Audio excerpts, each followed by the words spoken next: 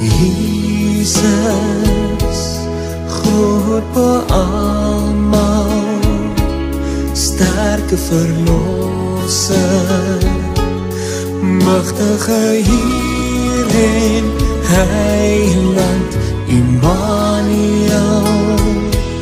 God is met ons, reddende Heere, levende woord.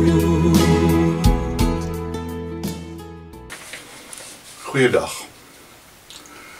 Professor Koenig is besig om deur die Bybel te soek na die idee dat 'n mens se heil of saligheid nie in hierdie lewe op hierdie aarde lê nie, maar in die hemelse geluksaligheid eenmaal na die dood, ver van hierdie aarde by die Here in die hemel. Hy vind nie hierdie siening in die Ou Testament nie. Die gedagte in die Ou Testament is veel meer dat God in aarde gemaak het om hier met ons in gemeenskap te leef, vir ons te sorg en ons die geleentheid te bied om hom daarvoor te loof en te dank en te dien. Dit sou beteken dat heil of saligheid en skepingsdoel, ten minste wat die Ou Testament betref, presies dieselfde is. En dit sou ook beteken dat daar van 'n hemelse geluksaligheid na hierdie lewe geen spoor in die Ou Testament is nie. Daar is eintlik uitsprake wat die teendeel bevestig, soos in Psalm 115 vers 16. Die hemel is net vir die Here, maar die aarde het hy aan die mense gegee. En hierby moet nog 'n belangrike faset kom. Die Ou Testament is vol van wat ons 'n voorspoed evangelie kan noem. Dit was van die begin af die belofte van die Here. As Israel aan hom getrou is, sal hy hulle seën. En sy seën sal voluit aards wees. Groot oeste, goeie vee-aanteelt, baie kinders, oorwinning oor die vyand. Dit is wat vrede in die Ou Testament beteken het, die Shalom. Reeds aan Abraham gee hy hierdie soort beloftes. Ek sal jou 'n groot nasie maak, ek sal jou seën en jou 'n man van groot betekenis maak. En veral in die tyd van Dawid word hierdie belofte waar. En as dit daarna, hoe langer hoe slegter met die volk gaan, waarby ons later weer sal terugkom, kry ons dan die belofte van die Messias.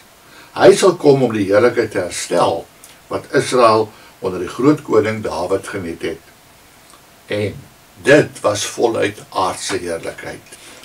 Nêrens word die aardsheid van die heil wat God aan sy gehoorsame volk beloof, beter omskryf as in Psalm 144, vers 11 tot 15. Red my van die swaard wat my bedreig. Bevry my uit die mag van vreemdelinge.